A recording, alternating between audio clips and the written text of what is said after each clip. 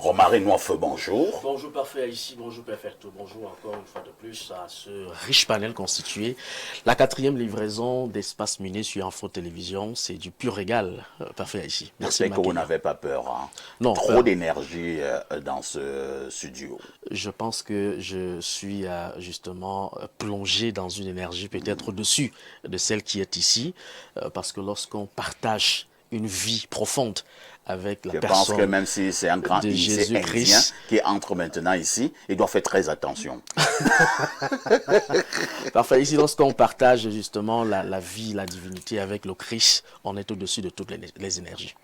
De toutes les façons que Romaric Noifeu nous a retrouvés, c'est pour la quintessence de l'information paru en kiosque au Cameroun. Romaric, que disent les journaux? Les journaux pour ce matin, jeudi, nous sommes avec le quotidien Info Matin de Dieu donné 20 qui tire justement en grande une sur l'huile de palme avec cette volonté de vouloir relancer, surtout accroître la production nationale. C'est la grande une à retrouver dans le quotidien Info Matin de Dieu donné 20. C'était lors d'une réunion tenue le 2 juin ici à Yaoundé.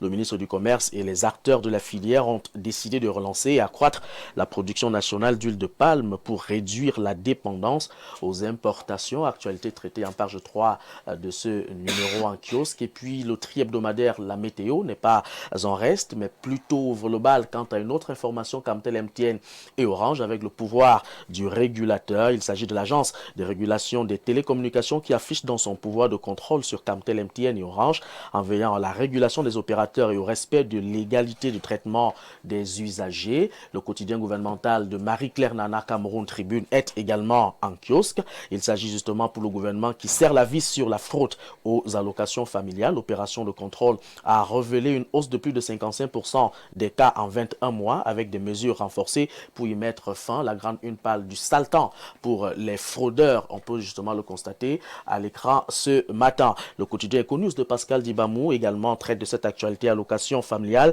L'État qui s'attaque à une dérive budgétaire de 17 milliards de francs CFA. Forum Libre parle justement de cet audit des allocations familiales avec Louis-Paul Motazé, le ministre des Finances, qui traque dans les enfants fantômes des fonctionnaires. C'est la grande une en tout cas choisie par ce titre en kiosque ce matin. Le ministre des Finances, Louis-Paul Motazé, qui lance dans l'opération baptisée A-Alpha pour traquer les enfants fantômes dans les allocations familiales visant à stopper une fraude estimée à plus de 55% en 21 mois et réaliser d'importantes économies budgétaires. Conjoncture économique revient en tout cas sur cette question à mi-parcours avec la stratégie nationale de développement, la SND 30, qui est jugée en échec face justement à une croissance atone, des réformes lentes et une corruption persistante. Parallèlement, le Cameroun qui lance un vaste audit des allocations familiales pour assigner effectivement la dépense sociale. Mutation revient avec les questions autour des CTD, les collectivités territoriales décentralisées. Ces vifs débats autour de la fiscalité locale.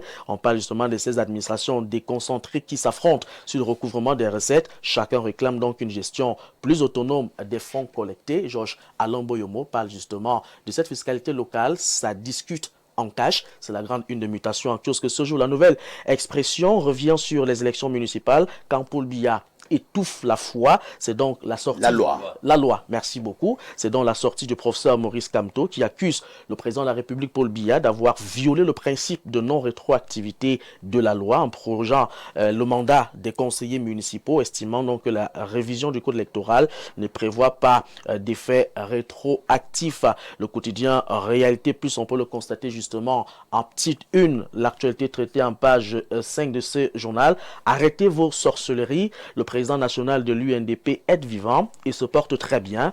Que les sorciers laissent le président Bello Bouba Maïgari tranquille et en paix. Voilà donc l'actualité traitée en petite fenêtre de ce journal dans sa parution de ce jour. Le citoyen parle des cartes nationales d'identité avec le délégué général de la Sûreté nationale qui alerte sur le risque d'usurpation d'identité lié aux photocopies des cartes nationales d'identité abandonnées et appelle les citoyens à les récupérer systématiquement. Innovation revient justement sur les hydrocarbures et les 52 pour Neptune Oil SA. Il s'agit en tout cas de cette station-service qui inaugure sa 52e station-service à Yéné, près de Yaoundé, poursuivant dans son expansion dans le secteur des hydrocarbures. L'œil du Sahel de Guibaï Gattama nous conduit tout de suite dans le Grand Nord quand les minerais alimentent des conflits meurtriers. C'est une enquête en tout cas brillamment menée par la rédaction centrale de ce journal parfait à ici dans le Grand Nord sur le lien entre l'exploitation minière et violence. Le journal alerte donc sur des minerais qui alimentent des conflits meurtriers. Un peu de santé dans le cadre de cette revue de presse avec Santé Actu,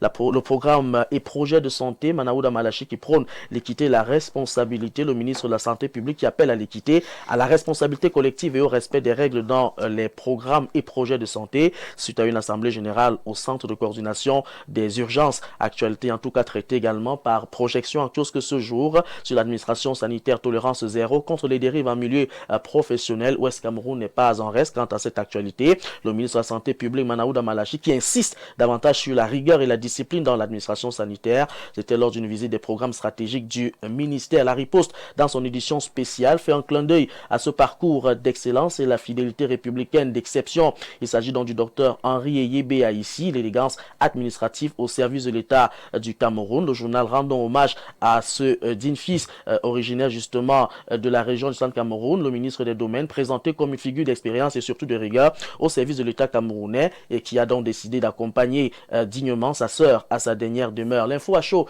de Delors Magellan Kamsu Kamgan revient sur cette rencontre historique entre le ministre Jean de Dieu Momo et Abel Elimbi Lobé pour une synergie contre les injustices, affichant donc une volonté commune de lutter contre des dérives et surtout de défendre l'équité. Actu Info, l'hebdomadaire en tout cas, revient justement sur le grand fait ou le bras de fer du côté de Grand Moulin, c'est à Douala dans la capitale économique, où la communauté Sawa dénonce la création d'une chefferie de 3e degré comme une tentative de démembrement de son territoire, revivant justement ou ravivant, j'y arrive, un conflit identitaire et surtout foncier assez explosif. Et pour sortir de cette revue de presse pour sa 4e parution, Afrique Performance, on voit justement deux visages bien connus de la scène économique et le journal parle de la sortie de piste du gouverneur de la Banque des États de l'Afrique centrale et mise au point de Abraham Junior Ngosso. Il faut donc parcourir la page 4 de ce journal pour comprendre la pertinence et la quintessence de l'information justement traitée par ce journal.